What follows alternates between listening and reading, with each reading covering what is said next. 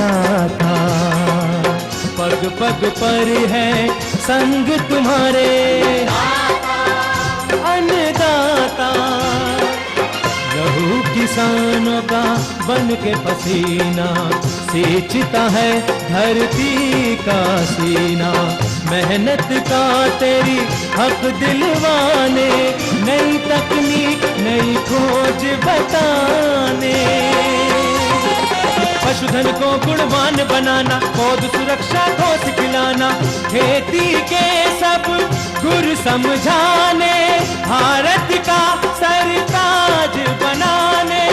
आठों पहर है संग तुम्हारे अन्नदाता, अन्नदाता।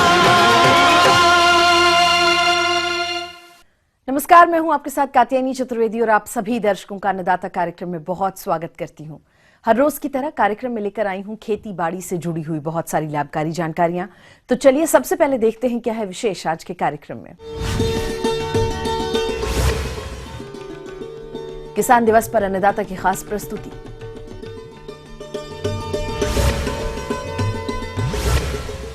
राजमा फसल की अच्छी बढ़वार हेतु किए जाने वाले जरूरी कार्य,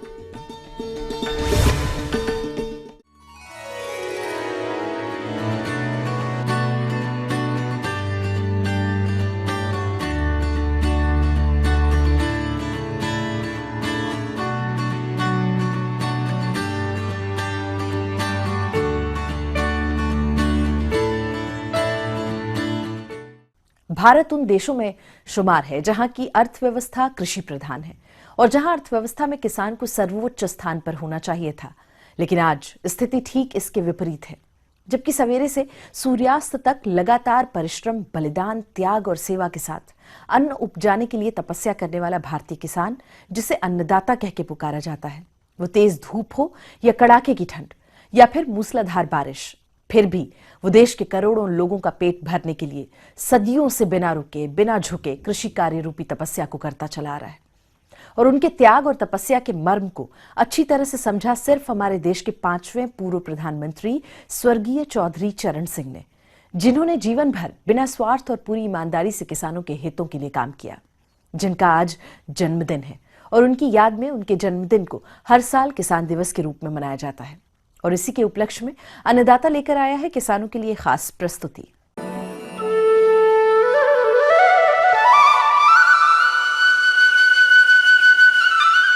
त्याग एवं तपस्या का दूसरा नाम है किसान, जो अपने जीवन भर अन्न उपजाने के लिए तपस्या करता है। चाहे तपती धूप हो, कड़ाके की ठंड हो या मूसलाधार बारिश, तब भी इसकी साधना कोई तोड़ नहीं पाता, ताकि अपने कर्तव्य का पालन कर ये सबका पेट भर सके।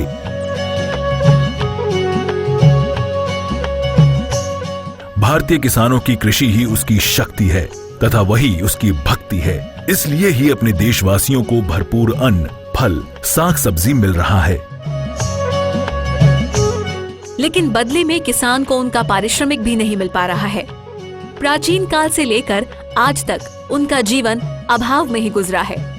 इस दर्द को समझा हमारे पूर्व प्रधानमंत्री चौधरी चरण सिंह ने, जिनका जन्म आज ही के दिन 23 दिसंबर 1902 में हापुड़ जिले के किसान परिवार में हुआ एवं वो खुद भी किसान थे। आजादी के बाद चौधरी चरण सिंह ने किसानों के हक की लड़ाई लड़ी। चौधरी चरण सिंह की मेहनत के कारण जमींदारी उन्मूलन कानून 1952 में पारित हो सका। इस विधेयक ने सदियों से खेत में खून बहाने वाले किसानों को जीने का मौका दिया। इसलिए देश के किसान चौधरी चरण सिंह को अपना मसीहा मानते हैं। उन्होंने देश में भ्रमण करते हुए कृषकों की समस्या का समाधान करने का प्रयास किया तथा किसान समस्या को देश की समस्या मानकर एक आंदोलन स्तर पर जीवन पर्यंत जुटे रहे। उनमें देश के प्रति वफादारी का भाव था तथा दूसरी ओर कृषकों के सच्चे शुभचिंतक थे। इतिहास में उनका नाम प्रधानमंत्री से ज्यादा एक किसान नेता के रूप में दर्ज है। इसलिए चौधरी चरण सिंह की याद में उनके जन्मदिन को हर वर्ष हम किसान दिवस के रूप में मनाते हैं।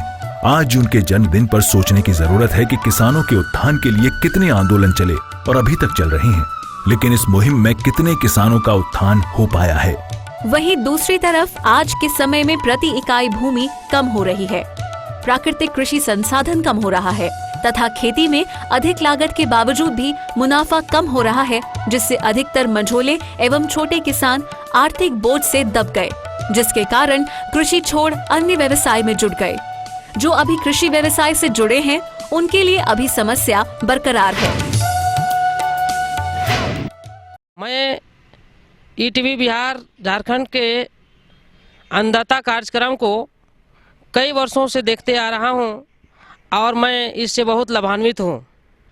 और इसके माध्यम से एक प्रश्न हम करना चाहता हूं सरकार से कि सरकार जो हमारे लिए कृषि उपकरण, कृषि यंत्र उपलब्ध कराता है, जो योजना के माध्यम से अलग अलग गतिविधियां सरकार की है, जो हम किसान तक सही समय पर और सही जानकारी नहीं रहने के कारण हम किसान लाभान्वित नहीं हो पाते हैं। तो इसके माध्यम से यह प्रश्न हम करना चाहते हैं कि हम किसानों को सही समय पर और उचित मूल्य पर कैसे हमें प्राप्त हो, उत्पादित माल जो हमारा है उसका मूल्य निर्धारण कैसे हो और सही समय पर इसका मूल्य निर्धारण हो और उपकरणों का जानकारी हमें मिले। किसान भाइयों, किसान दिवस के मौके पर केंद्रीय कृषि मंत्री राधा मोहन सिंह ने देश के किसानों को संदेश दिया और सरकार द्वारा चलाई जा रही योजनाओं के बारे में बताया। साथ ही इन योजनाओं से किसानों को जोड़ने की अपील की। ईटीवी का जो अन्नदाता कार्यक्रम है, निश्चित रूप से मैं वर्षों से उसको देखता हूं और किसान के लिए बहुत ही उपयोगी है। बहुत सारी जानकारियां सरकार की योजनाओं का भी अन्नदाता के माध्यम से किसानों को मिल जाता है। और कई गांवों में तो किसान नियमित रूप से, हालांकि कार्यक्रम सुबह में होता है, लेकिन नियमित रूप से देखते हैं।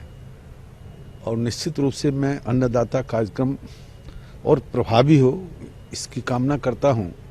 और मुख्य रूप से मैं ये चाहूँगा कि चौधरी चरण सिंह जो किसान नेता थे, अटल बिहारी वाजपेयी जिन्होंने जय जवान जय किसान के साथ जय विज्ञान की बात की थी, तो मेरा मंत्रालय एक सप्ताह तक, ये मोदी सरकार आने के बाद ही कार्यक्रम प्रतिवर्ष जय किसान जय विज्ञान सप्ताह का आयोजन किया जाता है। मैं चाहूँगा कि अन्नदाता के माध्यम से भी किसानों को नई टेक्नोलॉजी, विज्ञान की जानकारी मिले और उत्पादन बढ़े, लागत कम हो, अच्छा मूल्य मिले।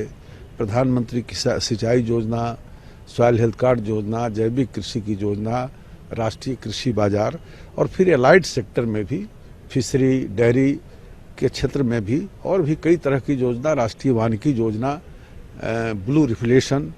और निश्चित रूप से पिछले 2 वर्षों के अंदर जिन योजनाओं का क्रियान्वयन किया गया, इस तीसरे वर्ष में उसके परिणाम प्रकट हो रहे हैं। और दलहन के संबंध में भी आय दुगुना करने वाली समिति ने ही जो खरीफ के पहले जो अनुशंसा की थी, उसी के आधार पर देश में 150 दलहन बीज हब बनाए जा रहे हैं। माने कुल मिलाजुलाकर सरकार पूरी प्रतिबद्धता के साथ किसान की आय कैसे बढ़े, इसके लिए निष्ठापूर्वक काम कर रही है। हरित क्रांति के बाद एवं कृषि में नए तकनीकों, नए खोजों तथा नए यंत्रों के आविष्कार के बाद किसान ने अपने उपज में तो वृद्धि कर ली, लेकिन अपने उपज का उचित मूल्य न मिलने के कारण प्रदेश के किसान आज भी ठगा महसूस करते हैं। इसलिए आज जरूरत है किसान समान फसल उगाने वाले किसानों का समूह बनाएं, जैसे धान उत्पादक समूह, गेहूं उत्पादक समूह, गन्ना उत्पादक समूह, सब्जी उत्पादक समूह, जिससे कि अपने उत्पाद के उचित मूल्य हेतु संगठित होकर एक व्यवस्था बना सके या आवाज उठा सके तथा कृषि आदानों में बढ़ती कीमत, नकली एवं बनावटी वस्तुओं के प्रति सचेत होकर बाजार से सही मूल्य पर सही वस्तु प्राप्त कर सके, जिससे कि कृषि से अधिक लाभ प्राप्त हो सके। कृषि व्यवसाय अधिक जोखिम भरा व्यवसाय है। इसके लिए हमेशा आपको चौकन्ना एवं जागरूक रहने की जरूरत है, क्योंकि जिस तरह लगातार रासायनिक उर्वरकों के प्रयोग से भूमि बंजर होती जा रही है तथा दिन प्रतिदिन सिंचाई जल कम होने से किसानों के सामने एक विकट समस्या पैदा हो रही है, तथा दूसरी तरफ किसानों को कृषि आदानों जैसे रासायनिक उर्वरकों एवं कीटनाशकों की सही पहचान नहीं होने के कारण वो दुकानदारों द्वारा हमेशा निम्न गुणवत्ता वाला उत्पाद खरीदकर प्रायः ठगी का शिकार होते हैं। सरकार की तरफ से किसान के लिए जो योजनाएं चलती हैं, उसका किसान जानकारी के अभाव में सही लाभ नहीं ले पाता। तो किसान भाइयों, आपने कभी सोचा है कि ये समस्याएं आपके सामने क्यों आ रही हैं? तो मुख्य कारण यह है कि आप में नई कृषि योजनाओं एवं तकनीकों की जानकारी का अभाव है। यदि इन समस्याओं के समाधान की बात करें तो सबसे पहले किसानों को जागरूक होना पड़ेगा और कृषि की नई तकनीकों के प्रति अवगत होना होगा तथा कृषि उत्पाद को बेचने हेतु कृषि उपज बाजार समिति की सूचनाओं से अवगत होकर या जुड़कर अपने उत्पाद को उचित मूल्य पर बेचना होगा, जिसका प्रयास हमने किया है अन्नदाता कार्यक्रम के माध्यम से। किसानों के खुशहाली प्रदान करने के लिए कृषि विभाग के द्वारा किसान हित में विभिन्न योजनाएं संचालित की जा रही हैं। जैसे प्रत्येक किसानों को सॉइल हेल्थ कार्ड उपलब्ध कराया जा रहा है। जैविक खेती प्रोत्साहन कार्यक्रम के तहत पक्का वर्मी कंपोस्ट इकाई निर्माण पर अनुदान का लाभ प्रदान करके किसानों को अधिक से अधिक वर्मी कंपोस्ट उत्पादन स्वयं करने के लिए प्रेरित किया जा रहा है। किसानों को पटवन की सुविधा के तहत डीजल अनुदान की राशि भी मुहैया कराई जाती है। आधुनिक तकनीक पद्धति से खेती को बढ़ावा देकर उत्पादन में वृद्धि हेतु कृषि यंत्र पर किसानों को अनुदान की सुविधा दी जा रही है। साथ ही सभी योजनाओं जो किसानों के हित में हैं, उन योजनाओं में किसानों को डीबीटी के माध्यम से ही भुगतान किया जा रहा है। इसका सीधे किसानों को बैंक खाता में अनुदान की राशि अंतरित की जा रही है।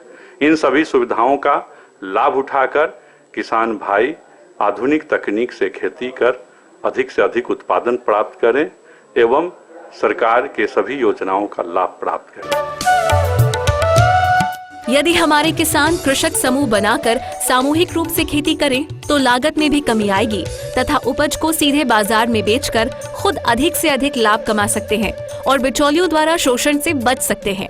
इसके अलावा कृषि उत्पादन में आने वाली कीट रोग व्याधियों से बचाने के लिए रासायनिक दवाओं पर निर्भर न रहकर प्रारंभ से ही समेकित कीट रोग प्रबंधन किया जाए, जो अधिक कारगर एवं स्थायी है।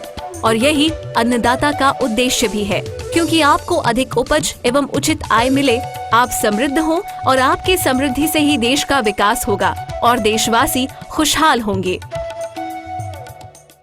तो ये थी कुछ उपयोगी जानकारियां। एक छोटे से ब्रेक के लिए यहाँ रुकेंगे, जल्द लौटेंगे। कार्यक्रम में आगे भी महत्वपूर्ण जानकारियां हैं, इसलिए बने रहिए हमारे साथ।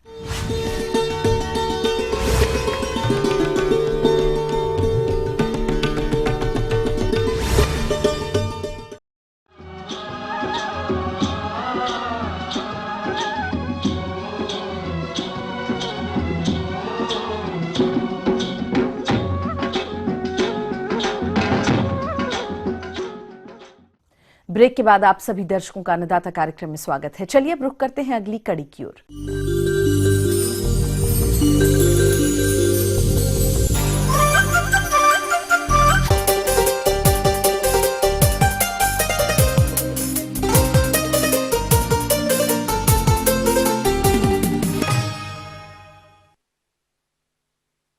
अपने प्रदेश के जिन किसान भाइयों ने राजमा की बुआई समय से की होगी, इस समय उनकी फसल बढ़वार की अवस्था पर है और इस फसल से अधिक उत्पादन लेने के लिए फसल की इस अवस्था पर पौध सुरक्षा उपायों के साथ साथ उचित प्रबंधनों को करना जरूरी होता है ताकि फसल की बढ़वार अच्छी हो। तो राजमा की फसल का प्रबंधन कैसे करें, आइए जानते हैं त्रिहुत कृषि महाविद्यालय ढोली मुजफ्फरपुर के बीज निदेशक डॉक्टर देवेंद्र सिंह से।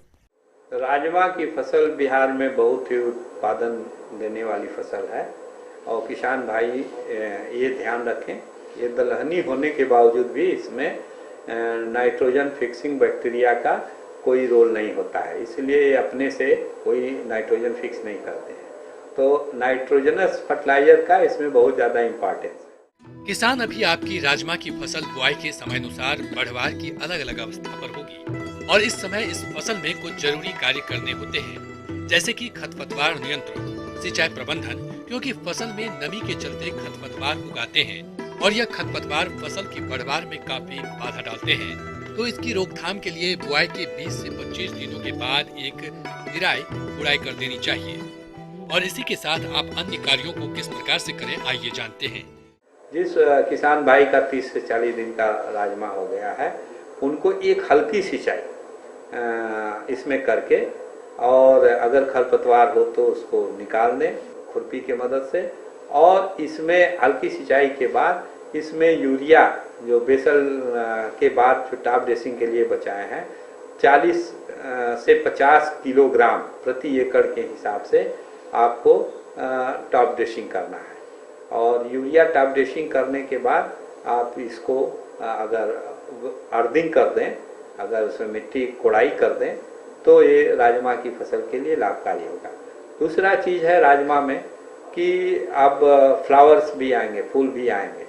जहाँ माइक्रोन्यूट्रिएंट्स की जिस मिट्टियों में कमी है, सूक्ष्म पोषक तत्वों की, जिंक की, बोरोन की और आयरन की, कि वो माइक्रोन्यूट्रिएंट्स का और एक फंजीसाइड्स जो साफ के नाम से जिसमें कार्बेंडाजिम और मैंकोजेब दोनों का कॉम्बिनेशंस है, वो दवा का 2 ग्राम प्रति लीटर के हिसाब से और माइक्रोन्यूट्रिएंट का 2 से 3 ग्राम प्रति लीटर के हिसाब से एक बार जरूर छिड़काव करें। किसान भाइयों, राजमा एक दलहनी फसल है। इसमें भी कुछ रोगों का प्रकोप होता है और किसानों को इनकी पहचान नहीं होने के कारण इनकी रोकथाम नहीं कर पाते हैं, जिस कारण फसल को नुकसान होता है। तो आप इन रोगों की रोकथाम किस प्रकार से करें, आइए जानते हैं।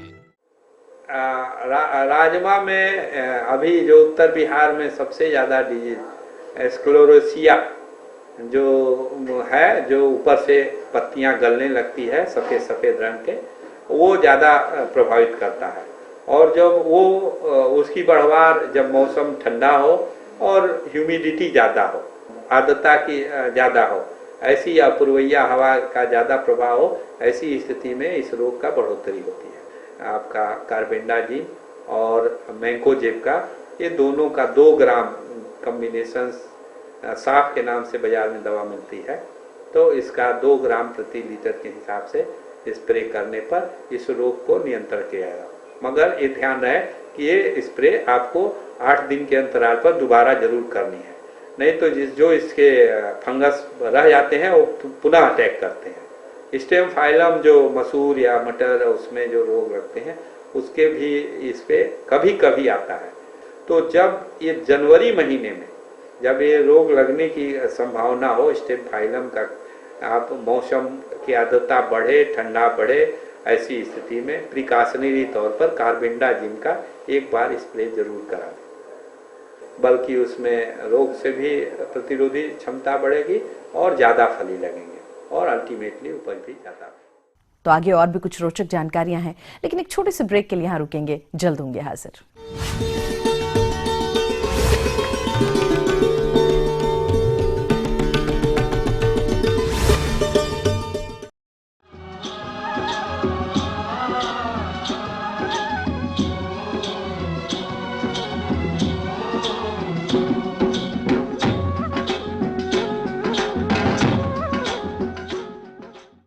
ब्रेक के बाद आप सभी दर्शकों का एक बार फिर से अन्नदाता कार्यक्रम में स्वागत है।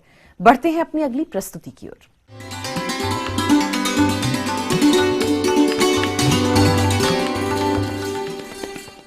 अन्नदाता हेल्पलाइन निशुल्क फोन संपर्क सेवा के माध्यम से आपके द्वारा पूछे गए प्रश्नों में से 1 या 2 महत्वपूर्ण प्रश्न को हम अपने कार्यक्रम में जरूर शामिल करते हैं, और इसी के तहत आज का चयनित प्रश्न और उसका जवाब इस प्रकार है। अन्नदाता कार्यक्रम में आज जो प्रश्न हमने शामिल किया है उसे पूछा है जिला बेगूसराय से अर्जुन सिंह ने। यह बकरियों में पीपीआर रोग की समस्या के कारण एवं रोकथाम के बारे में जानकारी चाहते हैं। तो अर्जुन जी, आपकी जानकारी के लिए देखिए कार्यक्रम का यह अंश। बकरियों में ध्यान दें तो पीपीआर का रोग है, क्योंकि जाड़े आने वाले हैं, बरसात खत्म हो रही है, तो पीपीआर का रोग जो कि एक महामारी है, ये विषाणु जनित बकरियों में रोग है। इसमें जो बकरियां हैं एक साथ कई बकरियां मर जाती हैं, गांव कई बार में जो बकरियां हैं वो खत्म हो जाती हैं। इसमें क्या होता है, पशु में सांस की दिक्कत होती है, नाक से गाढ़ा स्राव आता है, पीले रंग का स्राव आता है, तेज बुखार हो जाता है। कई बार पशु में पतले दस्त भी होने लगते हैं, तो दस्त के साथ, नाक के स्राव के साथ और तेज बुखार, कई बार मुंह से स्राव भी आता है। तो इस तरह के लक्षण यदि आ रहे हैं तो समझ ले बकरियों में पीपीआर का रोग आ गया है। तो इस बीमारी से पीड़ित बकरी का शुरुआत में उपचार न होने पर बकरी की मृत्यु हो जाती है। इस बीमारी को बकरी प्लेग के नाम से भी जानते हैं, क्योंकि ये बीमारी एक बकरी से अन्य बकरियों में बहुत तेजी से फैलती है और कई बकरियों को अपनी चपेट में ले लेती है। यदि आपने बकरी पालन किया है और बताए गए लक्षणों में से कोई भी लक्षण दिखाई दे रहा है तो उस दशा में बिना देर किए पशु चिकित्सक से तुरंत उपचार कराएं। और इससे हम पशु चिकित्सक को तुरंत दिखा करके इसका इलाज कराएं, क्योंकि एक के बाद एक सारी बकरी मरनी शुरू हो जाती है। जैसा कि इस बीमारी से गंभीर रूप से ग्रस्त बकरी का उपचार नहीं हो सकता है, इसलिए इससे बचाव करना ही उचित है। इसलिए जब बकरी 3 माह की हो जाए तो पशु चिकित्सक की सलाह से PPR का टीका लगवाएं। एक बार टीका लगवाने के बाद 3 से 4 साल तक इस बीमारी का संक्रमण नहीं होगा। इसके अलावा इस बीमारी को फैलने से रोकने के लिए कुछ और जरूरी बातों पर ध्यान देना होगा, जैसे कि बीमार पशु को स्वस्थ बकरियों से अलग रखें, बीमार बकरी द्वारा खाए गए चारे के बर्तन में स्वस्थ बकरियों को न खिलाएं, इस बीमारी से मरी हुई बकरी को जमीन के नीचे गाड़ दें, जिससे इस रोग का संक्रमण अन्य स्वस्थ बकरियों में न हो।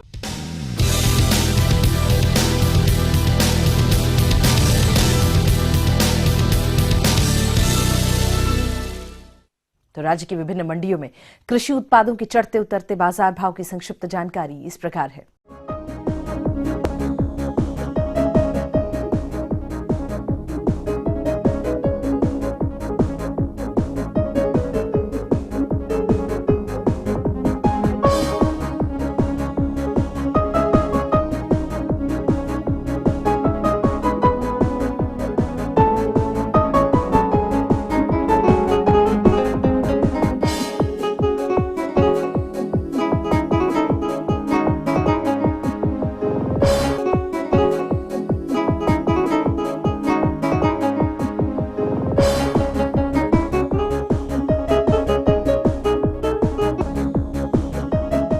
और आइए अब देखते हैं कल दिखाए जाने वाले कार्यक्रम की मुख्य झलकियां।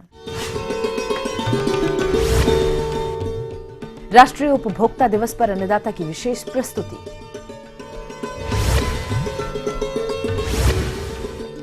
देर की दशा में बोरो धान की स्वस्थ नर्सरी तैयारी करने की तकनीक। हम ये उम्मीद करते हैं कि आज का कार्यक्रम आप सभी दर्शकों के लिए बेहद उपयोगी रहा होगा। किसान भाइयों, अन्नदाता आपकी सेवा के लिए संकल्परत है और कृषि संबंधित समस्या और सुझावों के लिए आप हमें इस पते पर संपर्क भी कर सकते हैं। तो हमारा पता लिख लीजिए। प्रोड्यूसर अन्नदाता ETV Bihar Jharkhand, Ramoji film city Hyderabad 501512। और आप हमें ईमेल भी कर सकते हैं। हमारा ईमेल एड्रेस है annadatabihar@etv.co.in। इसके अतिरिक्त आप हमें निःशुल्क हेल्पलाइन नंबर 180041922155 पर सोमवार से शनिवार सुबह 10 बजे से शाम 4 बजे के बीच में संपर्क कर सकते हैं। तो फिलहाल अन्नदाता की पूरी टीम को दीजिए इजाजत, लेकिन कल फिर इसी समय आपसे होगी मुलाकात कृषि संबंधित कुछ और महत्वपूर्ण जानकारियों के साथ। तब तक के लिए नमस्कार।